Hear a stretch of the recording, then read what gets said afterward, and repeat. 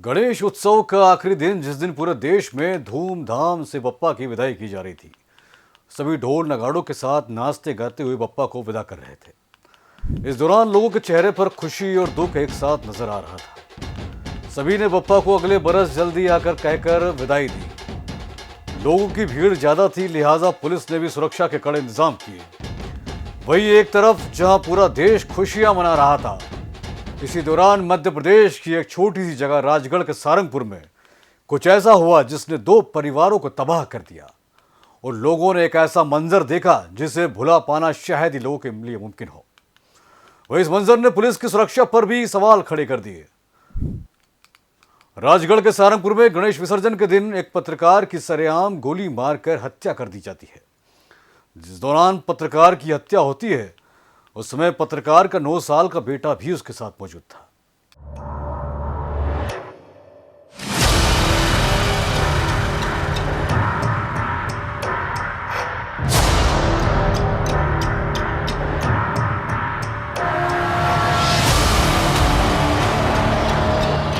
नमस्कार, मैं हूं आपके साथ राजेश गढ़वाल। आप देख रहे हैं दहशत, एक अपराध कथा जो आपको अलर्ट करता है अपराध से। तो चलिए शुरू करते हैं आज की कहानी।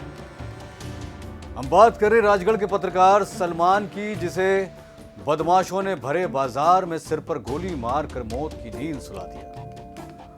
वही घटना के बाद सबके मन में सिर्फ एक ही सवाल था कि आखिर हत्या की वजह क्या थी, किस वजह से अपराधियों ने सरेआम घटना को अंजाम दिया है। पुलिस के मन में भी यही सवाल था, लिहाजा पुलिस ने अपने सवालों के जवाब खोजना शुरू किए। और जैसे जैसे इस हत्या की पहली सुलझती गई, काफी कुछ चीजें पुलिस के सामने आई जिससे पुलिस को चौंका के रख दिया। तो क्या थी हत्या की वजह और पुलिस जांच में क्या खुलासा हुआ, सब कुछ सिलसिलेवार तरीके से जानते हैं। तारीख 17 सितंबर 2024, दिन मंगलवार, रात के 9 बजे। जगह राजगढ़ के सारंगपुर का अस्पताल रोड, जहां का माहौल रोज की तरह था। सड़क पर लोगों की चहल पहल थी, गाड़ियां भी अपनी पूरी रफ्तार से दौड़ रही थी। इसी बीच लोगों को गोली की आवाज सुनाई देती है, जिसके बाद थोड़ी देर पहले जो माहौल चहल पहल वाला था वो सन्नाटे में तब्दील हो गया। दरअसल कंचन मेडिकल के सामने अपने 9 साल के बेटे के साथ स्कूटी पर बैठे पत्रकार सलमान अली, जिसकी उम्र 35 साल थी, उसे बाइक सवार 3 लोगों ने सिर में गोली मार दी और बेखौफ कट्टा लहराते हुए वहां से निकल गए। जिसके बाद सलमान का शरीर खून से लथपथ हो गया और उसे देखकर लोग भी डर गए। वहीं कुछ लोगों ने हिम्मत करके खून से लथपथ सलमान को गंभीर हालत में अस्पताल पहुंचाया, जहां पर इलाज के दौरान डॉक्टरों ने सलमान को मृत घोषित कर दिया। यहां पर सबसे बड़ी चौंकाने वाली बात यह कि जिस समय गोलीबारी हुई, उस समय एसडीओपी अरविंद सिंह अपनी गाड़ी में घटना स्थल से महज 50 गज की दूरी पर थे और जब तक वह मौके पर पहुंचे तब तक आरोपी फरार हो चुके थे। घटना की जानकारी मिलने के बाद पुलिस भी मौके पर पहुंची और सबसे पहले घटना स्थल को सील कर जांच शुरू की। जांच में पुलिस ने टायरों के निशान, खून से सनी हुई मिट्टी को इकट्ठा किया, साथ ही हर एंगल से घटना स्थल के फोटो लिए। शुरू की तफ्तीश में पुलिस के हाथ कुछ खास नहीं लगा। देवास, इंदौर, भोपाल, जहां भी हमें इनकी सूचना मिली कि ये हो सकते हैं इनकी रिश्तेदारी और ये हो सकता है, वहाँ पे हमने इनके बारे में पता रसी की और प्रयास किया कि जल्दी से जल्दी हम इनको गिरफ्तार करें। और हमने अभी 72 घंटे के अंदर इनको फिर गिरफ्तार किया। इसमें जब हमने आरोपियों से बात की तो हमें ये आरोपी जो इसमें सरफराज है उसके द्वारा बताया गया कि उसका पिता जो सलामत शाह है, जिसकी रंजिश पूर्व में मृतक सलमान के साथ थी, जिसके कई अपराध दोनों के दर्ज हैं, 307 जैसे संगीन धाराओं के अपराध दर्ज थे। उसी प्रकरण में वह व्यक्ति जेल में था, जिसके द्वारा उसके पुत्र सरफराज से ये बार बार कहा जा रहा था कि तुझे बेटा होने का फर्ज निभाना है और कुछ ऐसी बार बार उनके द्वारा प्लानिंग की गई जेल में से, और जिस पर से हमने सलामत शाह को भी इस पूरे प्रकरण में उसका मास्टरमाइंड मानते हुए आरोपी बनाया है। इसके अलावा जिस पिस्टल का उपयोग करके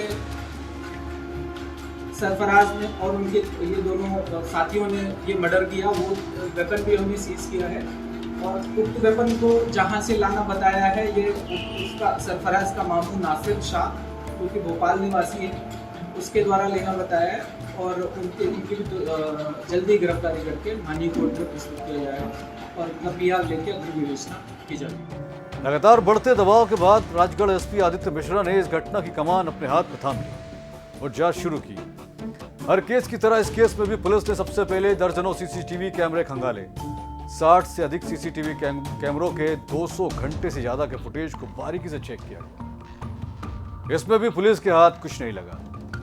इसके बाद पुलिस ने पिछले 8 दिनों के हर जगह के CCTV फुटेज चेक किए, जहां पर सलमान अहमद शाह के कहने पर हत्या के 15 दिन पहले मामू नासिर शाह से देसी कट्टा लाकर सलमान अली की हत्या की योजना बनाई थी, जिसके तहत उसने सलमान का लगातार पीछा किया और मौका पाते ही सलमान को मौत की नींद सुनाई। साथ ही उसने बताया कि सलमान की हत्या से पहले वह उसने लगे CCTV कैमरों के साथ भी छेड़छाड़ की, जिससे पुलिस उन तक ना पहुंच पाए। हत्या के बाद तीनों बाइक लेकर घर पहुंचे और हत्या में इस्तेमाल किए गए सामान को वहीं शातिराना ढंग से छुपाने का प्रयास किया, जिसके तहत उन्होंने बाइक को घर में ही छुपाया, जिससे लोगों को किसी प्रकार का कोई शक न हो, और हत्या में प्रयोग किए गए कट्टे को घर के पीछे सुनसान जगह पर जमीन के अंदर दफना दिया, ताकि कोई भी उस कट्टे तक न पहुंच सके।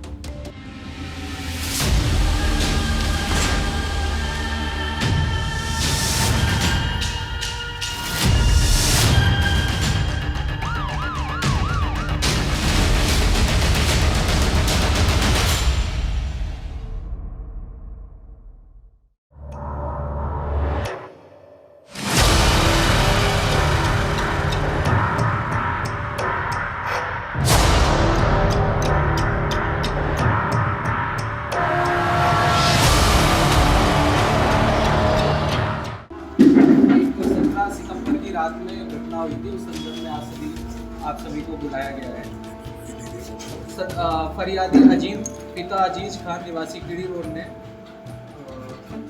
थाना सारंगपुर पर आकर एक सूचना दी थी कि उनके भाई सलमान की किसी ने हत्या कर दी है, और जिस पर से उन्होंने करीब 6 संदेहियों के नाम बताए थे। उन पर से हमने थाना सारंगपुर में अपराध पंजीबद्ध किया था धारा 103(1)(3)(5) BNS के तहत, और अपराध क्रमांक 528/24 को रजिस्टर करके हमने इसको विवेचना में लिया था। चूँकि वह दिन अनंत चतुर्दशी का था, तो काफ़ी सारे हमारे आप सोर्स इस सब व्यवस्था में लगा था। इस घटना के संदर्भ में तुरंत ही थाना प्रभारी के द्वारा वरिष्ठ अधिकारियों ने सूचना दी थी, जिस पर से पुलिस अधीक्षक महोदय द्वारा स्वतः उसका संज्ञान लिया गया। और जितना हमारा समीपस्थ बनता थाना अजमेर, थाना नरसिंहगढ़, थाना रीमा चौहान, थाना कलेन, जितने भी आसपास के थाने थे, और पुलिस लाइन से बल तुरंत SP साहब के द्वारा भेजा गया, और वो स्वतः सारंगपुर में आया, घटनास्थल का निरीक्षण किया। इसके बाद अपने रात में व्यवस्थित जुलूस निकाला। लेकिन हमारी जो पैरेलल टीमें थी साइबर सेल की, और जो एक्स्ट्रा टीमें हमने बुलवाई थी, उसके द्वारा हमारा पैरेलल विवेचना चलती है। दौरान विवेचना हमने करीब 60 से ज़्यादा CCTV कैमरों का अवलोकन किया। उसके करीब 200 से ज़्यादा घंटे फुटेज का हमने अवलोकन किया, और उन सब का अवलोकन करने के बाद और हमारी साइबर टीम के द्वारा जो उनके इनपुट्स मिले, उनके जो डाटा ESPN और उनका जो CDR वगैरह का एनालिसिस करके हमने करीब 3 आरोपियों को चिन्हित किया कि ये इन्होंने एक पल्सर बाइक पे सलमान का पीछा करते हुए उनके घर से लगातार पीछा करते हुए और अस्पताल के सामने नेहरू पार्क के पास उनकी जाके गोली मारकर हत्या कर दी थी। उन तीनों का जो नाम है वो सरफराज पिता सलामत शाहनवाज पिता मोहम्मद रफ़ीक खान और शफीक शाह पिता मजीद शाह। ये तीनों सारंगपुर के ही निवासी हैं और इनके द्वारा ये हत्या की गई। इसकी हमने और आगे तस्दीक की और पता करने की कोशिश की। चूँकि ये घटना के बाद से फरार थे, तो हमने फिर कई टीमें यहाँ से जैन, देवास, इंदौर, भोपाल, जहाँ भी हमें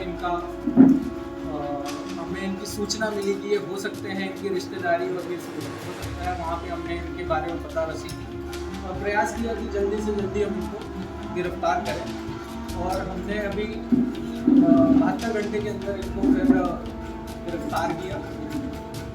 इसमें जब हमने आरोपियों से बात की तो हमें यह आरोपी के द्वारा सभी सामान को ठिकाने लगाने के बाद तीनों लोग अलग अलग जगह पर घूमने के लिए निकल पड़े। कोई भी घटना अचानक से नहीं घटती, पहले वो आपको कई सारे संकेत देती है, लेकिन इंसान हमेशा ही उनको अनदेखा कर देता है। कुछ ऐसा ही सलमान ने भी किया। सलमान पर एक बार पहले भी हमला हुआ था, जिसके आरोपी जेल में है। जेल से ही उन्होंने सलमान को मारने की धमकी दी थी, जो सलमान के लिए खतरे की पहली घंटी थी। लेकिन सलमान ने इसे अनदेखा कर दिया और अपने आसपास की चीजों पर ज्यादा गौर नहीं किया, जिसका खामियाजा उसने अपनी जान देकर चुकाया। इस पूरी घटना में दो परिवार पूरी तरीके से तबाह हो गए। पहला परिवार सलमान का और दूसरा जेल से बंद उसकी हत्या की साजिश रचने वाले सलामत शाह का। सलामत शाह को इस घटना में मुख्य आरोपी बनाया गया है, क्योंकि इस घटना की पूरी पटकथा सलामत ने ही जेल से तैयार की, जिसके बाद सलामत का बेटा और उसके साथी रिमांड पर हैं। फिलहाल कहानी में इतना ही। फिर लौटूंगा जल्द एक नई कहानी लेकर, तब तक अपना ख्याल रखिए।